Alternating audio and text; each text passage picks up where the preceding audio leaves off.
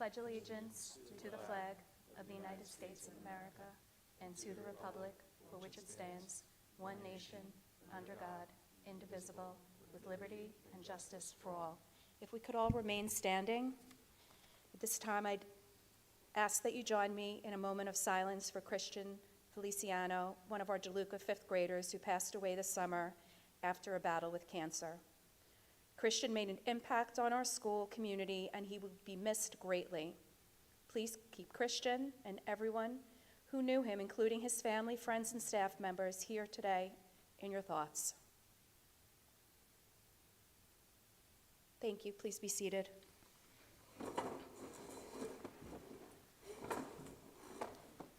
Erin, can we get a roll call? Mrs. Rowland? Here. Mr. Lucetti? Here. Mrs. Rivers? Here. Mrs. Tedesco? Here. Mr. Scheid? Here. And Mr. Myers is absent.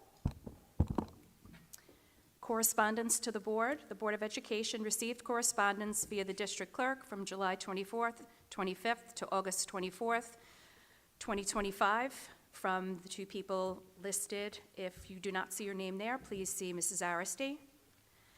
Approval of the Board of Education minutes. I need a motion to approve the minutes from Board of Ed regular meeting held on July 29th, 2025. Mr. Lucetti, can I get a second? Second. All in favor? Aye. Opposed? Motion passes. This is Dr. Graham's report for the board. Thank you, Ms. Rowland. I am going to pass the mic over to Amaya Carson, who is our student representative to the Board of Education. Good afternoon, ladies and gentlemen.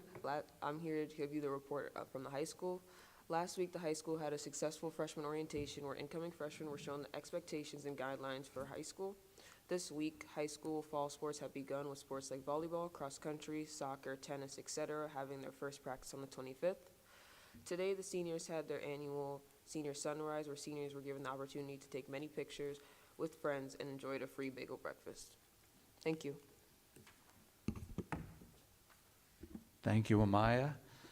And I happened to also see some of the parking spots that our seniors were painting out in the senior lot there, and they look tremendous after the sunrise and the bagel breakfast. And I think I saw Amaya and a number of other students sprucing up some of the hallways here in the high school and doing some decorating, so thank you. Looking forward to a great senior year, I'm sure. Now, to continue with my superintendent's report, I wanted to just share that the board started their annual facilities tours yesterday. And so the board, members of the central office team, our heads and chief custodians, some of our maintenance people, did a tour of the buildings we visited yesterday, the high school, Robert Moses, and DeLuca, and those tours will continue on Thursday afternoon, and we'll visit the remaining schools. The buildings are up and running, and the floors look amazing throughout our district. They truly do. I just wanted to share that for any of you who've been following some of the construction work that we have taking place throughout the district, you'll know that we were building our security vestibules at each of the buildings this summer. And we knew back in the spring when we had the final plans from our architects and from State Ed brought back to us that there was going to be some delays in some of the materials, which is fairly typical at this time. So that means that our security vestibules, which is for the visitor management once school starts, they're not going to be fully functioning as security vestibules for the opening of school. That work should continue into the month of September, and hopefully it will be completed shortly thereafter. So all the entrances will be functional as entrances to the schools. They just won't be different than what they were this year in terms of a security vestibule. So that is something that the board had noted on those tours yesterday, and that's an update on the vestibules. As Amaya mentioned, we have high school fall sports. Mr. Friesen shared that our numbers are strong in our athletic programs in terms of tryouts right now, and it's great to see all of the student athletes out there on the fields getting ready for the opening of school. I wanted to just thank Ms. Butler for her work on new teacher orientation, or new to the district orientation, that was held yesterday and today, and we had close to 30, or a little bit over 30? Close to 30 new teachers go through a number of sessions, and I told them there was going to be a quiz the next day because they had to absorb a tremendous amount of information over the course of the 2 days. But it's really exciting to see the new staff members and welcome them to our team. And that concludes the superintendent's report this evening. Thank you, Dr. Graham. Guideline for public comments. This section of the Board of Education gives the Board of Education the opportunity to recognize residents who wish to raise a question or make a brief statement on agenda items only. The time available will be limited to 5 minutes for each comment or question. If anybody has a question, come on up.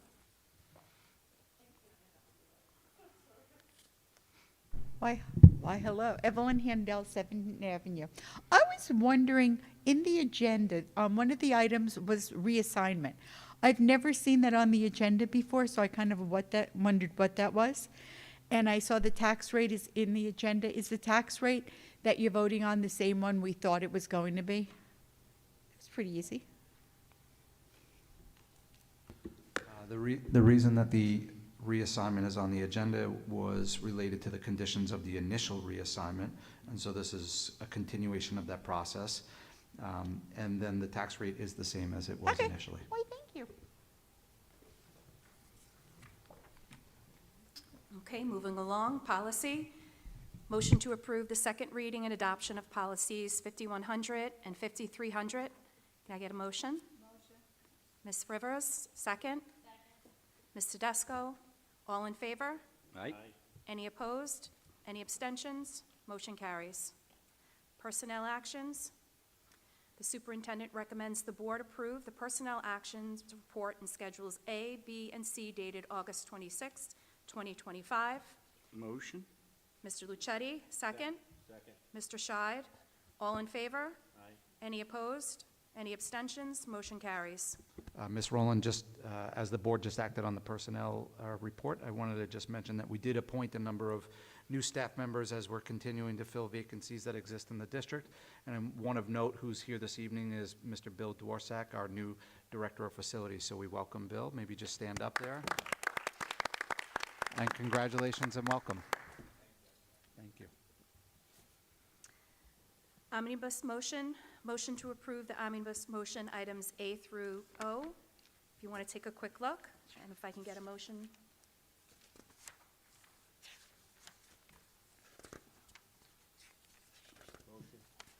Motion, Mr. Scheid.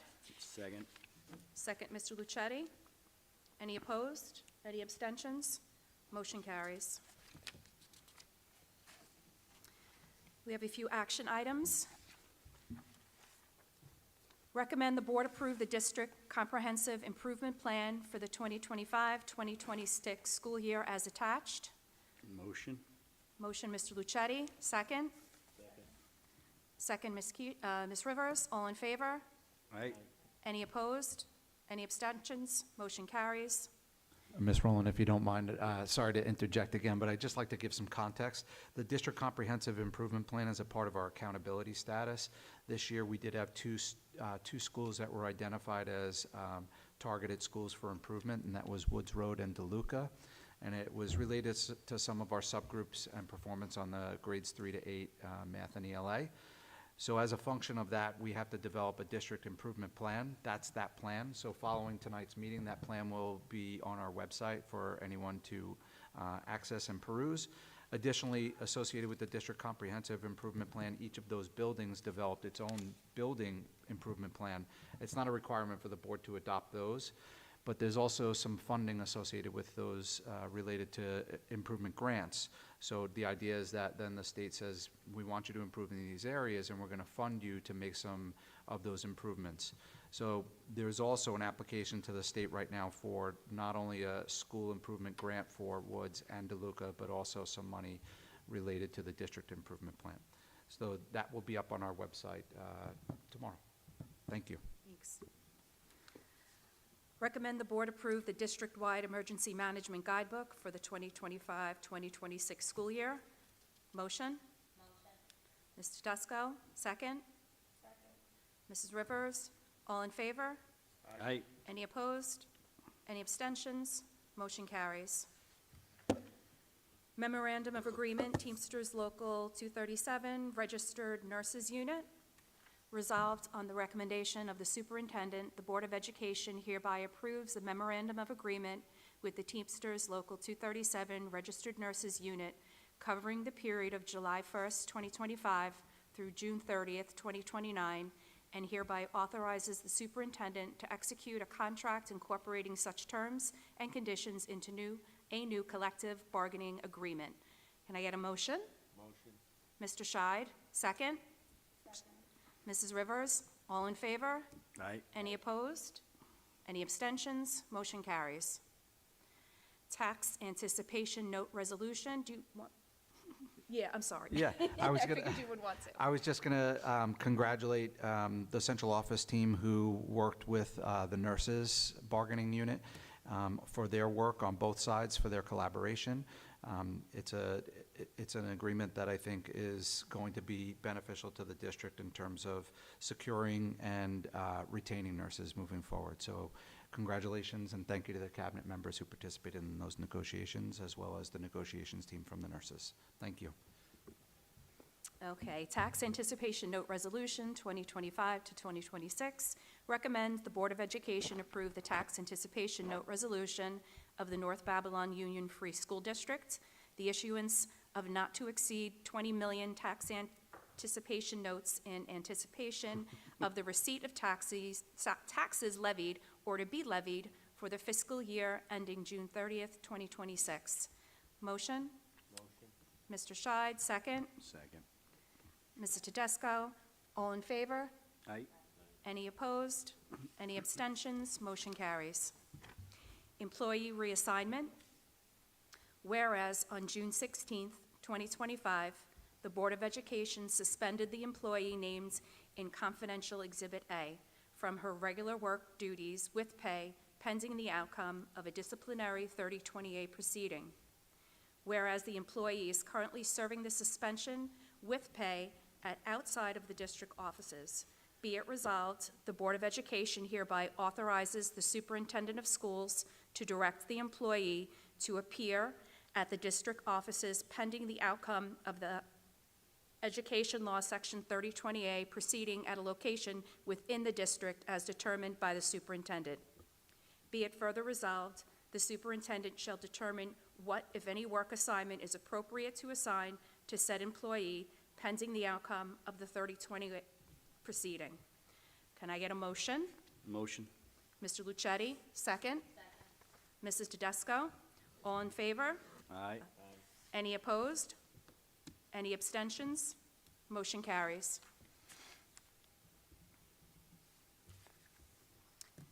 Public participation, according to Board Policy 1230, this section of the agenda gives the Board of Education an opportunity to recognize residents. Oh, I'm sorry, I'm new to this. Board discussion topics, I don't believe we had any listed. Okay, so according to Board Policy 1230, this section of the agenda gives the Board of Education an opportunity to recognize residents who wish to raise a question or to make a brief statement on matters including but not limited to agenda items. The time available would be limited to 5 minutes for each of the questions. 7 Hinton Avenue. Okay, so the last few years, we, the district, have done a really big, like, back-to-school event in August. I was wondering, unless I missed it, because I'm a little overwhelmed these days, did we do that this year? You're gonna love me. There's been a significant amount of transition in the district lately. B&G, business, what was the other one? Oh, security. Is there something going on we don't know about, or is this all just a coincidence?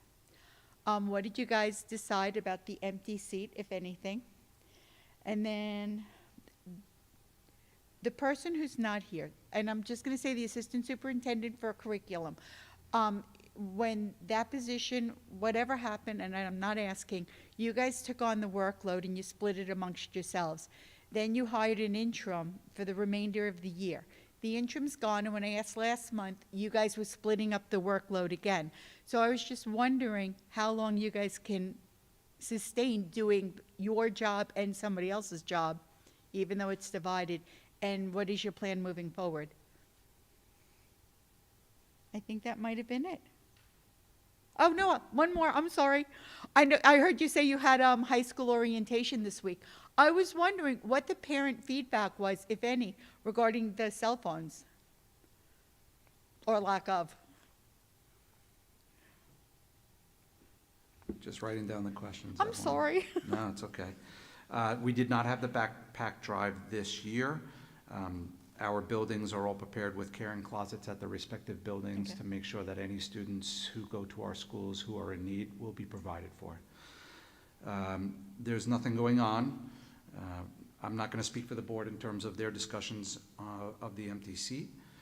How long can we sustain continuing to divvy up work? We have the A-team here, Evelyn. So we can do this. We got this. And a plan moving forward. We have plans that are dependent on multiple situations and scenarios, and we're preparing for all of the above. But right now, you're looking at the team.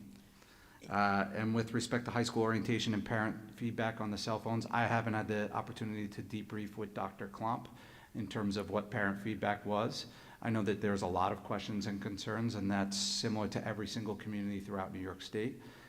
And it's going to be, I think, a degree of growing pains for everyone. For everyone. Yeah. All right, listen, have a great day tomorrow. I'll be at the beach. Only kidding. I just wanted to add quickly about the cell phones, right? We have to remember that we took advantage here in North Babylon and did it in the middle school, and successfully did it in the middle school.